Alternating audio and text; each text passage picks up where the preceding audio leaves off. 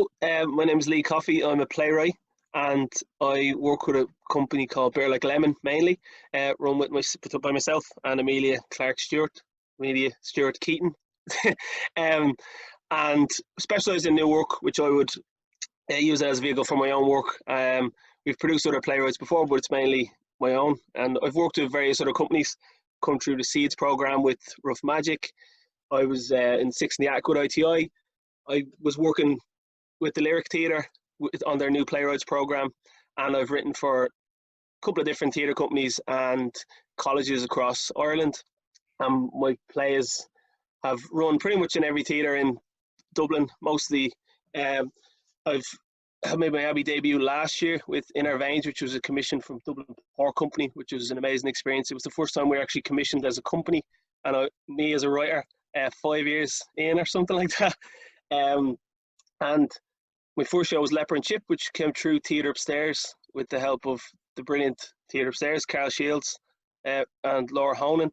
And that ended up touring, went pretty much everywhere. It ended up having an American production as well, which I didn't get to see. Yeah, didn't fly over for it. But yeah, so that's me in a nutshell. And Lee, tell us, was this something like when you were younger? When you were growing up, was was a stage, or in your head, was that kind of in your family, or was it something that you always wanted to do? No, not at all. I wanted to be a footballer, and then I wasn't good enough to be a footballer. I was on the team, but I was always, you were lucky to get in the team. There was not a lot of left midfielders, so you always kind of had a better shout than if you were a right winger. So I got in. I wasn't bad, but in school I knew I wanted to do something creative, but I didn't know what it was yet. And I thought it might have been acting, because I think that's the initial point everybody goes in. Yeah. Like, I've met so many directors and writers like myself who've come in through that way. Like, I trained as an actor, but when I got in, it opened up my world to maybe I wanted to be a set and costume designer or a lighting designer. And I went from there because I was reading a lot of plays in college. And then I decided just to write one for the crack. That was literally my logic behind it. I had braces. I graduated. I went to Inchicore. Right. I was doing a part-time course in the Gaiety, and I wasn't working, and I wasn't even getting auditions. So I was just really frustrated, as most people are when they create their own work. I find a lot of people are kind of pushed back into a corner, and they say, well, if I'm not getting work, all right, fuck it, I'm going to make my own. If it's not good, it's not good, but at least I'll give myself a chance. So I wrote Leper and Chip, and Amelia knew Carl from working in the Gaiety with him, and she sent it to him, and then we got a reading and we read it, and then Carl said, oh yeah, we're doing this, and I didn't know what was going on. And the minute we read the play, everybody started to give notes and say, well, I didn't actually like this bit. And I said, what the fuck are they all doing, tearing me play apart? I didn't know that that's what you do when you're reading a new play. You read it and then pull it apart to make it better. So I was a bit hurt, but obviously we went on, and we ended up, couldn't have asked for a better reaction. We sold out the place. The reviews were great. We all got agents off the back of it. Fucking, I didn't even know they were writing agents. And then all of a sudden people were saying, well, what's your next one? And I said, oh, bollocks. I have to write another one. So yeah, pretty much fell into it. And Lee, I mean, that's kind of, a gigantic leap from, writing your first play for the crack to it becoming Leper and Chip. But before we get into that, let me take you right back though. Like in school, like when you're playing sport, were you writing at all? Like, was there anything there that was kind of going on for you? I was always a joker in school. Like, I'd always have the crack with everybody. Like, the lads who you didn't really mess around with, they're a bit mental. I'd always slag and have the crack with them. So they kind of liked me, and they never kind of picked on me. And then I liked video games and all that, so I'd get on with the lads who would be, say, the geeks. And then I played football, so I got on with all the lads who played football. So, and I was kind of an all-rounder in that sense. I had a lot of different interests, but I was never writing. Or I remember I did an improv workshop, but this is just jumping forward, and someone was talking about writing a play, and I said, fuck, Jesus, how would you even go about doing that? And I'd never been to the theatre before, until I was about 15. We went to see, I think it was like a James and the Giant Peach or something like that, up in the Tallaght Theatre, at the back of the Cuckoo's Nest. Yeah. So we went there, and I thought it was shy. It wasn't this, awakening experience. I just like, what the fuck is this? So it was only later on, I think I used to write little stories for the crack in school, and I'd put some of the lads in them. But that was only literally just to keep me busy when we had a free class. I didn't want to do work, so it was kind of like I'll do anything else but my maths homework. And I started to put stories together. And then when I left school, I started to do stand-up comedy. Okay. And I was obviously writing a lot of jokes from about 16, 17, but I didn't think that would ever go into writing a play. Like, I didn't know anything about the theatre. Still don't. And the choice then to go to Inchicore, how did that happen for you? I left, and I went to the guidance counsellor in school, and I think I was 16 at the time, or just gone 17 when I left school, so I couldn't really do anything. Like, I wasn't an adult yet, and you're 17, it's a weird time. And I asked him, he said, "What do you want to do? Because you have that meeting before you're CEO and you're leaving cert." And I said, maybe something in the arts, like maybe acting. I think I said I wouldn't mind being on the telly or something like that, because I didn't say theatre because I didn't know anything about it. And he said, would you not pick something, more stable? That old chestnut. So I did. I ended up, I think I did terrible in my leaving cert. Shocking. I don't know what I got points-wise, but I got into Tala Community, not Tala Community, Tala IT, which I think it's Tala University now, to do business. So I went and I did business, and I did it for 6 months, passed all my exams, and then left. And then I was working part-time in a phone shop at the time, and I ended up going full-time. And I stayed working there for 2 years full-time. Absolutely hated my life. Didn't know what I was doing. Wasn't doing anything creative, but I was just really unhappy and, young. And then I saw an advertisement on Facebook or something for Inchicore, and I said, that could be interesting. So I got 2 monologues. I think I got one from Death of a Salesman, and I got one from this play called 1860 by, I think it's Michael Gough. It's an Australian play, and it's about the colonization of Australia. And I think I was a hangman or something. I don't know what the fuck this monologue was, but I rocked in and I did it. And I got in, and I was the happiest in the world. I didn't know what I got into. Like, I was going to do mime and fucking viewpoints and Stanislavski. I hadn't a clue about any of that, but I got in, I was happy. So then I quit my job and I went to college for 3 years. Wow, that's a big step. Yeah. That's a huge step, to quit a full-time job and kind of go back and do it. I think I was 20 and I just said, here, fuck it. And when I was 20, I thought I was really old. Yeah, no. Once that little teen falls off the back of your age, you're 90. And Lee, then when I just say working with the amazing Carl and Laura and the team in Theatre Upstairs, like, just talk about that process of Leper and Chip for a minute, because I mean, when I saw that, I think I saw it first in Project, and it just blew my head off, and just talk about that process for you as a brand new writer. So when I started, I'd written a couple of sections of it and I forgot about it. I was writing it on the Lewis when I was going into work and when I was going into the Gaiety part-time course. I was just writing it for, as I said, just for the crack. And then I read back on it after about 2-3 weeks and said, this is actually all right. This isn't the worst. And I had been leaving myself notes as to where I was going to go next at that particular time.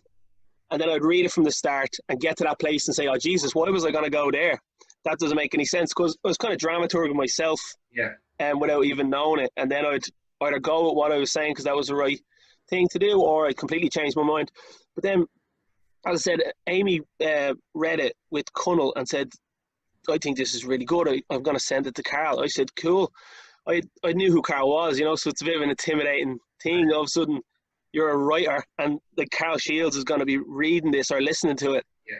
We went in and the first thing Carl said to me, so we went in and had a reading. I think it was, he was doing Jim Nolan's Dreamland at the time, or he was about to go on tour with it or something like that. And we had this window where we went in. So myself, Amelia Cunnell, Carl and Katie McCann all sat in, and Carl said, how are you?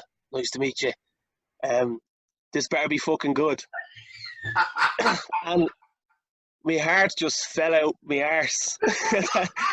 And I just sat at the back of the theatre just going, oh God. And he put them on the stage in the old theatre upstairs. Do you remember you used to come in and it was on the left? Yeah. Yeah, so before they renovated, and we read it. And the minute we read it, he was great. He loved it, and he said the first thing he said was, "We're fucking doing this play." Wow. And then it moved really, really fast. We had he gave me a couple of notes, himself and Katie, and we all kind of had a chat, as I said, which was an experience because I didn't know that's what you did. And then I took those notes on board and I redrafted little parts of it. I think what Carl said was, they don't riot. They need to riot.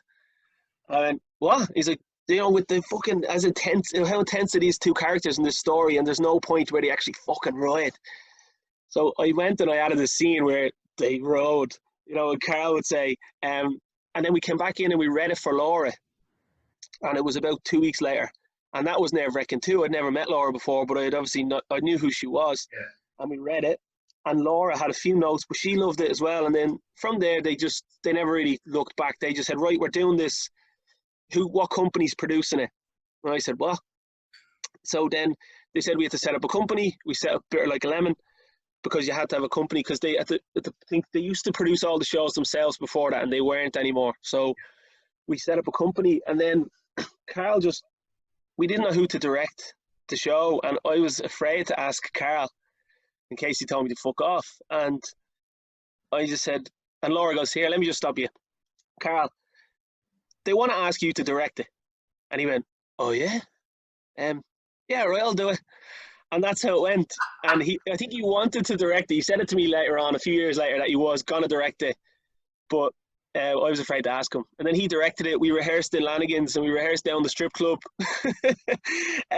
which worked pretty well because the stripper pole gave us a perfect separation between Leper and Chip that we needed. And it went on. And it was when they used to do the lunchtime theatre, and they got everybody in. Like every paper in the country, Carl got in to see this play, and the reviews were great. And it was a fucking strange time. It was kind of like a dream, that you went from not having anything on or you have a play, and then it goes on and it's well received. And yeah. I was meeting a lot of people, like a lot of amazing writers were coming to see the show, and I was getting to meet them afterwards, and they wanted to talk to me because I was a writer, and it was amazing. It was a special time. And that feeling of, I suppose, I'm always interested talking to writers about when do you know something is kind of working? When do you know when you're writing it that something is kind of moving for you? And then how is it, particularly in that context of being a first timer, about giving something away? How do you step away from it then? Yeah, I think I always read it back and I kind of just know if it's good or if it's absolutely shit. And if I have a couple of questions, like I could know it's good, but in its current form, it's not working, but I still know there's something there and it's good.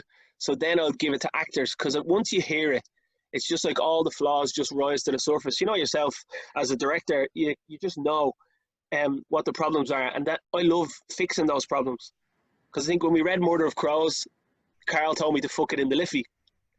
And Ash O'Mara at the time, she's obviously one of the actors in the play, she said, are you okay? I've never been in a room where a writer's play was just torn apart in front of them.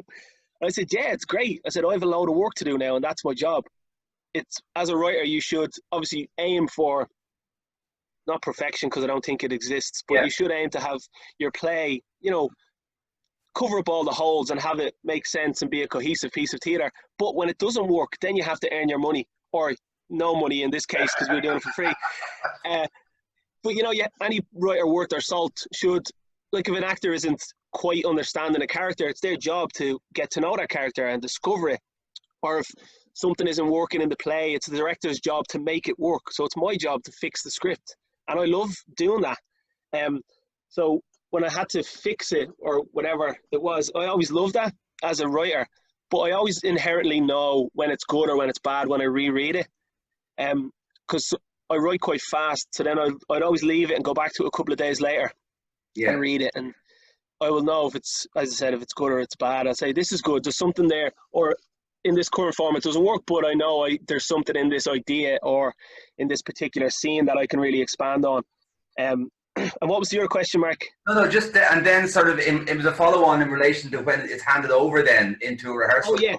Do you find difficult or easy, or? I find it easy if it's the right director. Yeah.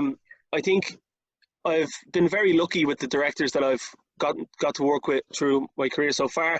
You know, like I worked with Carl, obviously. I got to work with Aaron Monaghan on the show that we co-produced for Fringe from all sides. I got to work with Jetta Debris. I've worked with Aoife Spillane Hinks. So I've worked with a lot of really great directors, and I'm yet to, like, you know, give over a play where it's absolutely, you know, it's not done the way I would imagine it. And I'm always quite open and vocal in the room. If I'm with a director, I would have that rapport where I can have a conversation with them and say, here, that particular bit, what do you reckon about this? Or this is, we'd always have a conversation. And Carl always liked me in the room, and he'd always say, he'd sit back and it was gas. He'd sit, it was like a composer. He'd sit back and he'd say, at the back of theatre upstairs, and he'd go, here, watch this. Here, take it from blah, blah, blah. And he'd take from this point, and they'd run that particular section, and it would be brilliant. And he'd go, so what you think? And he would know himself that it's working, you know, because the man was a genius. And I'd go, is he asking me to critique this, or is he asking me, you know, what the fuck is he asking? I'd always go, I think it's deadly. He goes, it is deadly, isn't it? So I've always had a trust with the directors I work with, and same at the moment working with Owen on Good Orderly Direction. Like, Owen's brilliant, and we get on really well, and we're very similar. He actually reminds me of Carl. It's kind of like a cuddlier version of Carl, you know, maybe a more approachable version of his own Carrick. You know, we bounce off each other well, and he's just great crack in the room, and he knows how to work with actors. But I trust him fully, and that's, I think, it's all about the trust for me.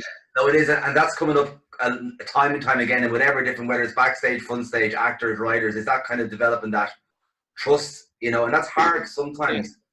Lee, in relation to then, you know, the difficult second album, I just said it a few minutes ago, when you're then kind of have a massive success with your first show, and then people going, what next? Like, do you feel that as a pressure?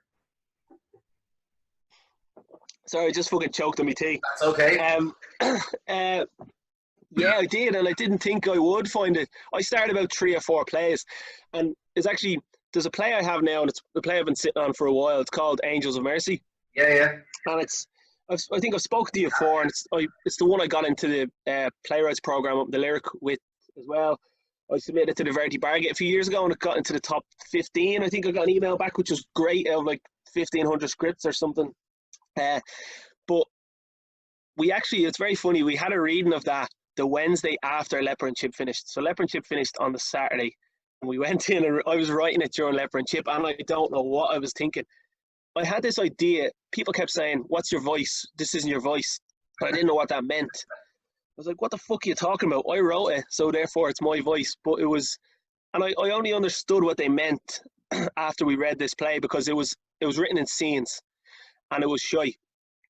And I have no problems with saying that, you know, because it wasn't me. It was me thinking, right, I've written a duologue monologue play, say.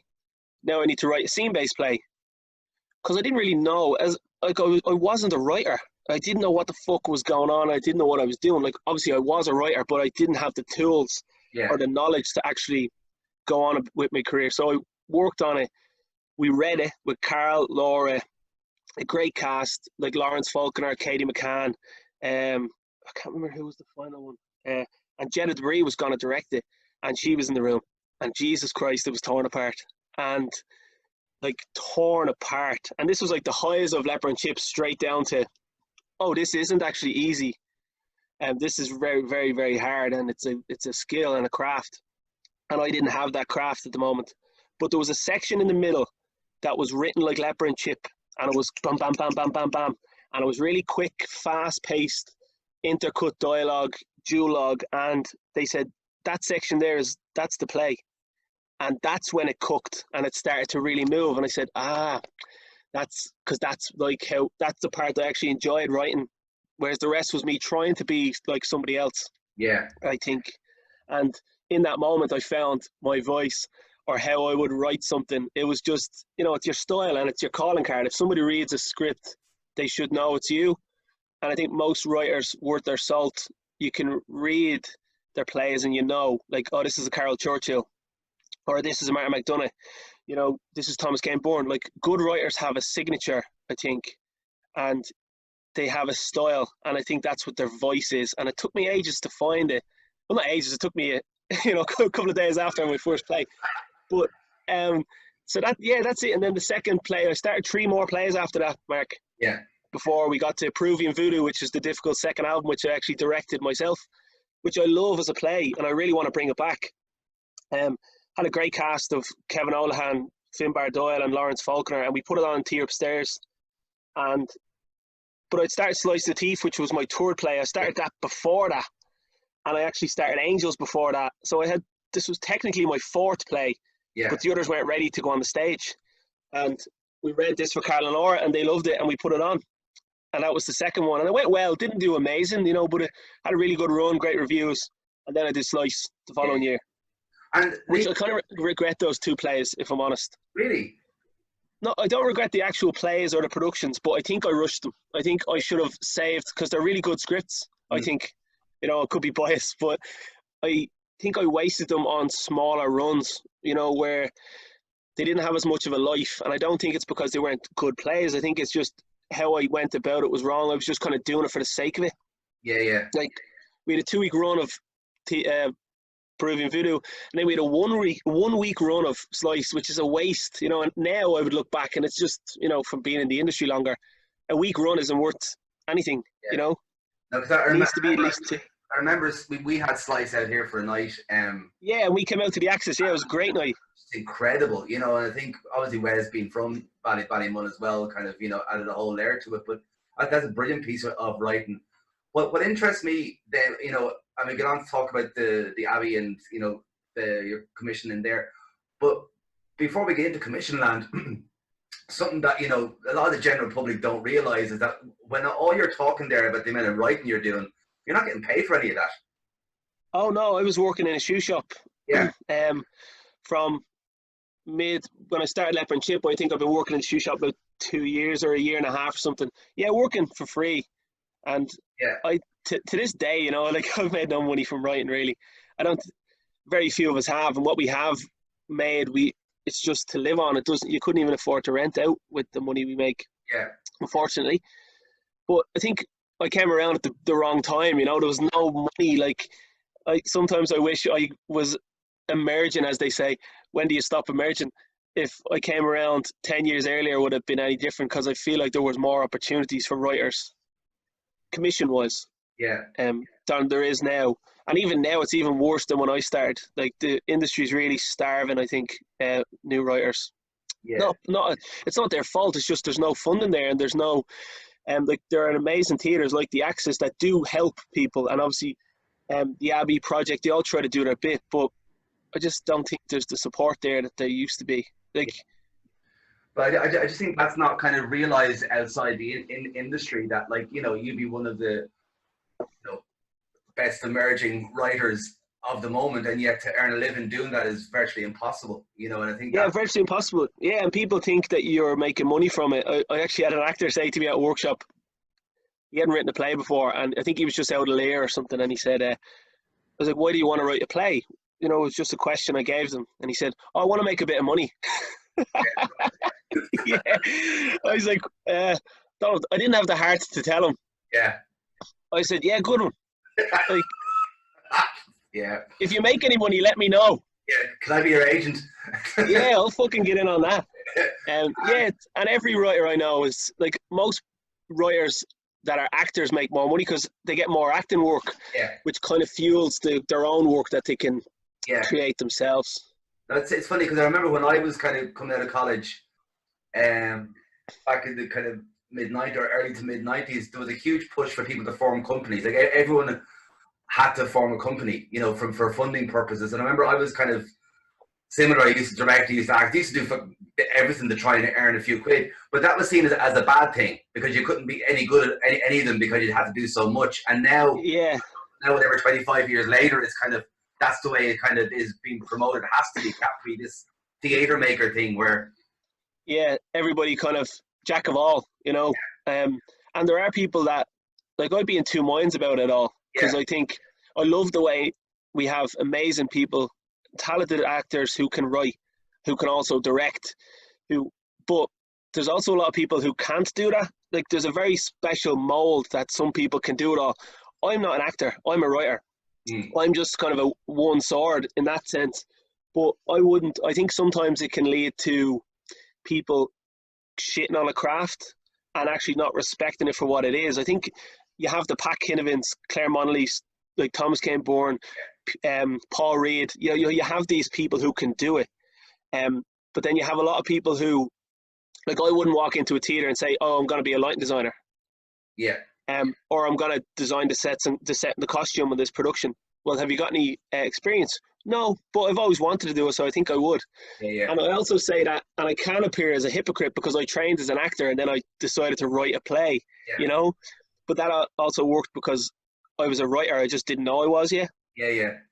Whereas I find a lot of people now, some of them can do it and they're fucking amazing and they're brilliant writers. I'd actually even say some of them are more writers than they are actors. But a lot of people aren't, and I think they can disrespect the craft for what it is and not really respect writers in the way they should. Yeah, well, it's like, I mean, before we kind of press record in the interview, we were kind of even talking about this kind of strange corona lockdown time that we kind of are in, and the push for people to kind of be proactive or be active or be, you're kind of going, no, it's fine. If you don't want to be, just, you don't have to be a writer writing a play. It's not like, oh, Yeah, right.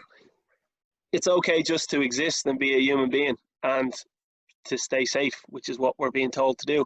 Yeah. And I said on the chat with ITI I had yesterday that I haven't been productive, and I would have been a writer who loves being alone because I work. Obviously, I would be the classic mold of you just going to a room and I'd write on my own, and I'd get the script together, and then I'd bring it to a cast. But I haven't been able to really, like, only last night was the first time in about 2 weeks that I've actually had a really good, like, day's work of writing, because I've kind of stopped guilting myself into thinking I should be productive, and I've actually just enjoyed writing. Yeah. Because at the moment, like the first 2 weeks, I was kind of just moping around and not really knowing what to do and feeling I should be productive. But I'm a very strong believer of, you don't have to, if you sit down and try write and force it, nothing's going to come because you haven't probably thought about what you actually want to talk about or write. That's why some writers will probably kill me for saying this, but I don't believe in writer's block. I think writer's block is a writer who goes to the page without actually thinking about what they want to write or say. And that's happened to me. I've sat down and said, I'm going to start something now, and nothing's come about. Whereas if I have an idea, I let that, fester for a while, walk around with it. And then when I'm in a place that I feel I can actually approach this play or script, short story, whatever it is, then I would write it. And then usually, pretty much like 99% of the time, something comes out of it. Something productive, that dirty word that's gone around the last couple of weeks. Yeah. And come here, well, has there been work in your life that you've seen, or performances, or plays, or films, or, is there stuff that there are touchstones for you, Lee, or things that have kind of shifted your thinking in some way, or shifted you emotionally in some way? There was a lot, like, because obviously when I started to write, all of a sudden I started to go see a lot of theatre. There's a couple of shows, that you saw, and I went, fuck, I've never seen anything like that before. Big one was Pat Kinavin. When I first saw him, I was like, Jesus, I never knew somebody could be so dynamic on the stage, like just one human being, and do it as one of those people that we're talking about that can do it all. The first time I went to see Howie, it was obviously not the main production, but it was the one with Tom Vaughan, and I fucking loved it because I love Mark O'Rowan. That's my favourite play of all time. And I got to meet Mark from doing Leper and Chip. He endorsed the play. Carl sent it to him and he read it, gave us a quote. He came to see it. I got to meet him, and now we'd be friends and I talk to him, which is really surreal considering I always wanted to be Mark O'Rowe, but not want to be him. But I think it's hard to be a writer from Dublin and not be influenced by Mark O'Rowe. Yeah. I went to see, and people wouldn't think this based on my work, because my work I'd consider like lowest common denominator. But I went to see Selena Cartmel's production of, I think it was a tender thing in the project Main Space. It was on about, I want to say about 6 or 7 years ago. And did you see it? What was it called? Tender Thing. No. And it was Alwyn and Owen Rowe. So Owen, for I'm always terrible at pronouncing her surname, and I love her, and I fucking, everybody always slags me about it. I fangirl, when I see her. So like, Jesus, Owen. But the whole production was a retelling of Romeo and Juliet if they didn't actually kill themselves and if they got married. Yeah. And it was written. I need to Google who the writer was because it was brilliant. It was all in Shakespeare's scripts. So we took the scripts from every single Shakespeare play and sculpted the dialogue to fit into Romeo and Juliet. And it was fucking heartbreaking and it was beautiful. And I didn't know what was going on with most of the Shakespeare, like most people, but it was brilliant and I couldn't take my eyes off it. And I saw it was just like the whole thing was they lost a child and she now has Alzheimer's and she can't remember anything and he's caring for her. And then eventually he does murder her, but they're in their 60s and then he kills himself. And then all of a sudden the bed disappears and they're both gone. She comes out of the wardrobe in the dress that she was wearing the first night they met. Then he comes out of the door in the suit he was wearing, and it's their first night they met each other. They dance. A fucking disco ball comes down, not a dry eye in the fucking theatre. And then all of a sudden it starts to snow. And you're like, Jesus Christ. It's like, let's just throw every emotional trope we have, but it worked. And people would never think I would love that. Because everything on the surface says that I should hate that show. And it was brilliant. And it was one of the most amazing things I've ever seen. And can we tell us then, from that then to recently working with the Dockers, that wonderful piece in the Peacock, what was that experience like for you? It was surreal. So we had a chat. Eamon actually came to see, so Eamon is the CEO of Dublin Port. He came to see a few shows. Jerry McNaughton brought him. He was in a car going down to see Waiting for Godot by Druid with Amelia and Connell. And they got chatting and Jerry said, they run a theatre company called Ballymun, and we had a show. We had Murder of Crows coming up in theatre upstairs, which Carl also directed, and he came to see that. But actually just before, I lied, it was the summer. So he came to see Slice in the Axis, and he came with his wife. He saw it, then he came to see Murder of Crows, and then they were doing a year of, there's a thing they have called Port Perspectives. Yeah. So each year they dedicate to a particular craft. So they do 1 year of music. They did a performance in the National Concert Hall with a lot of brilliant musicians. They did the year of visual arts. Then they did a year of theatre. So they decided to commission myself, Ballymun, and Dermot Bulger.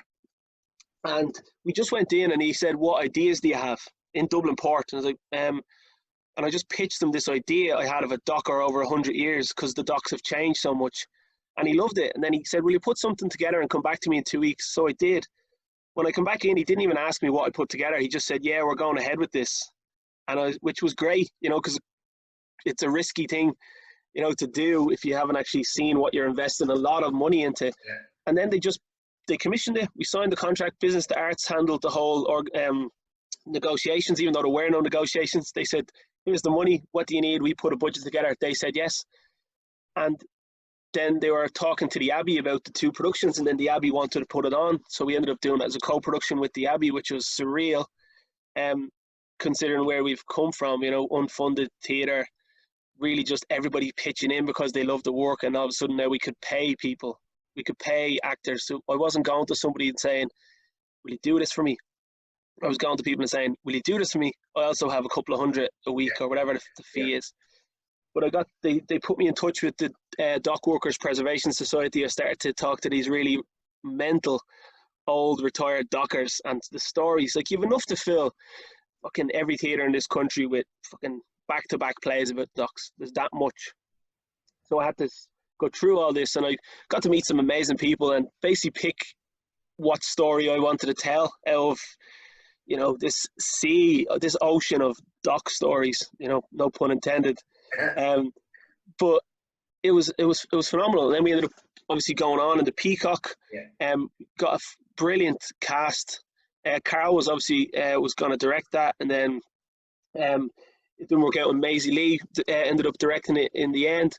And it was a great experience. And the Dockers, they loved it. Like, the first night, an opening night, I was so nervous, not because of the Willie Whites or Neil and Graham sitting in the theatre. It was because of all the dockers came, and I knew these lads. They trusted me with their story, and if I didn't do it justice, they would have no problems in saying, "Lee, what the fuck was that?" Yeah, yeah. And they loved it, and especially because like Miley Walsh is one of the ones, and Jack Malarkey plays a character that one of his first day in the docks. I actually mirrored Miley's first day in the docks, so he got to watch himself, going down to the docks for the first time. And I was watching him as it was going on, and he turned to one of the lads and goes, "Hey, that's fucking me! That's me!" in the Abbey as we were watching the show. So it was moments like that you can't really forget. And then we got to meet them afterwards. We had a few pints and introduced them, Jack and Miley. We got a picture, and it was great.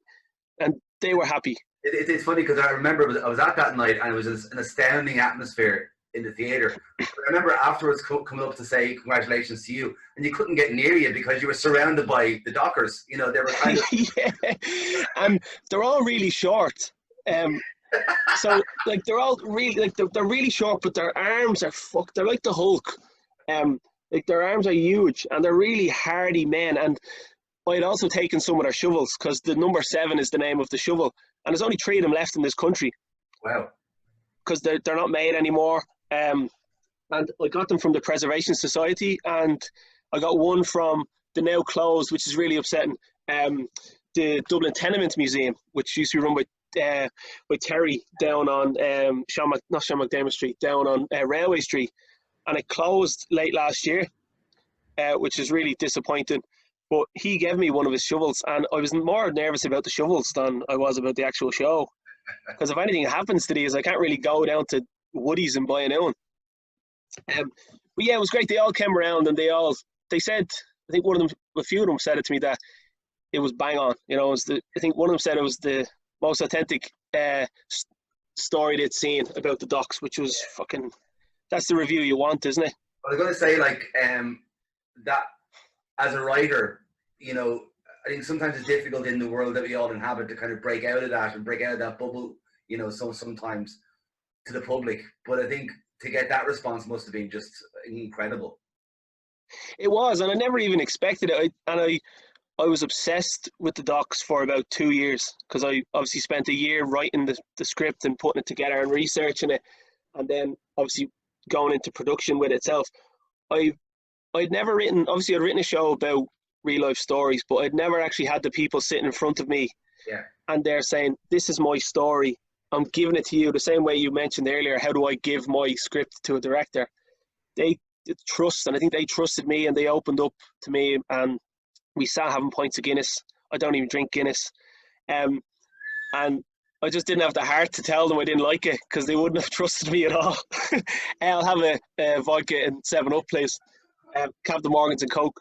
But to have someone give you their story, and then the added pressure of I didn't care about the reviews or what some people would think. I cared what they were going to think. Yeah. And they loved it, and I've stayed in touch with a lot of them as well. Wow. Come So here, we still talk. I won't keep you. I've just put one sort of question for you. Not question really. It's incredible just talking to you, listening to your kind of journey, from, as you say, chatting to Carl and Laura about, writing this play for the first time, and then Carl and Laura brilliantly kind of taking and putting it on to a show in the National Theatre, 5 or 6 years down the road. It was really lovely. We only realised that the closing night of In Our Veins in the Abbey was 5 years to the day, to the date of Leper and Chip opening in Theatre Upstairs. Wow, that's amazing. Yeah, it was. So our opening day, it would have been Lunchtime Theatre and Theatre Upstairs, was our closing night in the Abbey. Wow. 5 years on, it was great. But it just got. But I suppose goes to show, I suppose, the legacy of both Carl and Laura and the work that they did at Theatre Upstairs, and I suppose as it also shows and proves that openness can lead to so much for so many people. So much, and I think it's the biggest loss in Irish theatre. It's where do you go now? I was talking last year in ITI, and it's really grim out there, and we don't have people like Carl and Laura did that for free. Like I think it was a 70-30 box office split. So they took 30% of whatever they got from a 45-seater theatre. They co-produced it, they directed, they lit, they designed the sets, they did everything for that, for to help people like me. And I don't think I could never even repay them for that, you know. And they did it with so many writers before me and even after me. And obviously now the way it's gone, it's in many, you know, for many different reasons. Obviously they closed, and then Carl passed, and it was tragic in so many ways, like even just to lose the man himself, because, you know, with Theatre Upstairs closing, even there was always a hope it was going to come back. And then the way it went, obviously it was just, Yeah. you know, it's something you can never come back from. But if you look at the writers and the caliber of people that have come through Theatre Upstairs, the list is fucking mind blowing. That if you look at who actually came through before me, and even after me, like obviously you have my company came through there, Sickle Moon with Jed and Finbar, Kate Gilmore, Stephen Jones, Thomas Kane Bourne, like some amazing writers and even like amazing actors have graced that stage that you would never imagine, like Stephen Brennan doing J. Adlams. Is it Man in Both Halves or Man in Two Pieces? I can't remember, I keep getting it wrong. Brilliant play, two-man show between him and Stephen. Sarah Finley directed it. You know, Stephen Brennan, you know, like acting in Theatre Upstairs. It was fucking, and that was obviously because of Carl. And people knew that if it was kind of a seal of approval you got, if you were in Carl's presence and he introduced you to some of these really established theatre artists, if Carl introduced you, they knew that, you know, he respected your work and you were of a certain level, and they almost accepted you into the inner circle without even seeing your work. Yeah. You know? Well, I think that's incredible, that sense of, and that piece is not spoken about enough, that kind of democratic piece around it, or, you know, barrier taken down, or, you know, that it's all, we're all in the one game. Do you know what I mean? And I think that's sometimes, you know, and that really helps, I think, the public perception of who's an artist and who's not an artist and who's a theatre and who should we go and see. Do you know what I mean? Yeah, and it was a real family. Like, I remember Theatre Upstairs opening nights that you go in and it'd be like a family, and you'd see everybody that you haven't seen in ages, but you'd also have like Neil and Graham from the Abbey. You would be there. You'd have a lot of actors, writers, directors. It was a real community spirit because everybody was there for the theatre. They were there for the art. They weren't there because this theatre was funded, because they were never funded.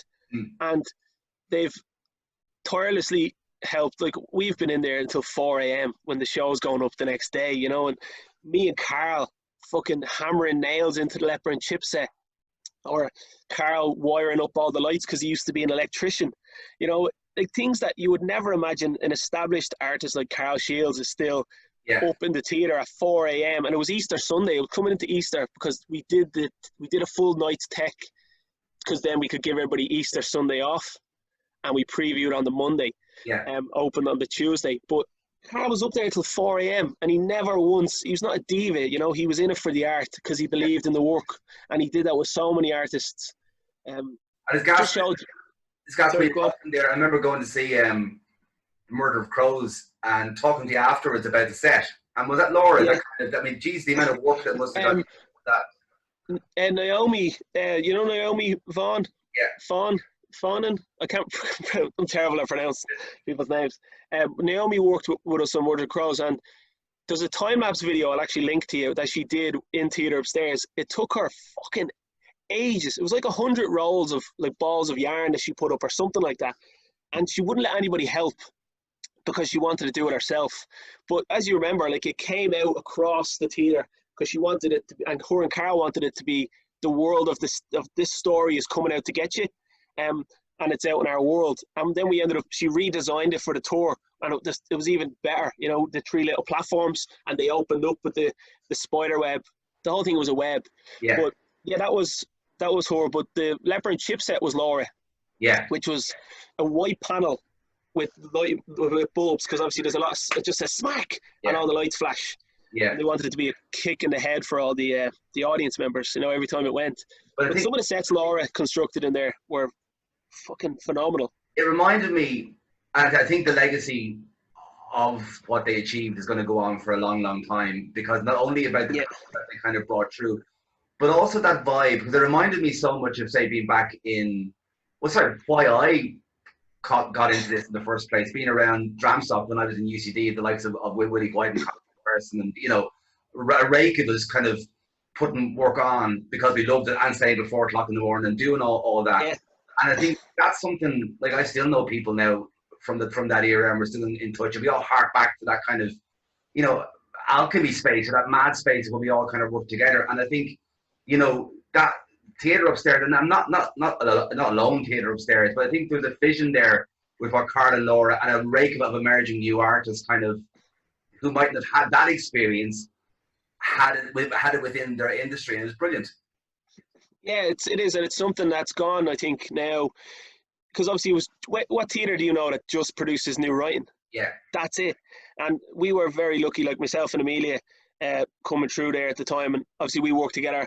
And she's brilliant. And but I think me and her wouldn't have been where we are if it wasn't for Theatre Upstairs. And I think a million other artists can say the exact same thing, because Carl got us all signed by agents straight away, because he rang the agent and said, you need to come in and see these. And they came in, they saw Amy O'Connell, signed them on the spot. Lisa Richards signed them that day, and then they signed me later on. But he did that with a load of other actors. He would ring agents and say, you need to come see these because they're brilliant. They give you a shot, and they give you a place on the stage where, when nobody else would, because nobody would give me a spot, you know. But not that nobody would, but you know yourself, you have to know somebody and know if the work is good to actually get behind it sometimes. And Carl would always be, yeah, I think this is good, let's do it. Yeah, I'm going to help you. And he would. It's just such a shame, isn't it? Yeah. You know, you can't get away from it. You know, how devastating it is. You can't. Come here, I'm going to leave it at that. Lee, thanks a million for taking part in this, and I can't wait to see you. No, thanks for having me. No, and I can't wait to kind of see you again when we're back out of our caves. I'll give you a big hug, Mark, and a big kiss. Hey, can't wait. So,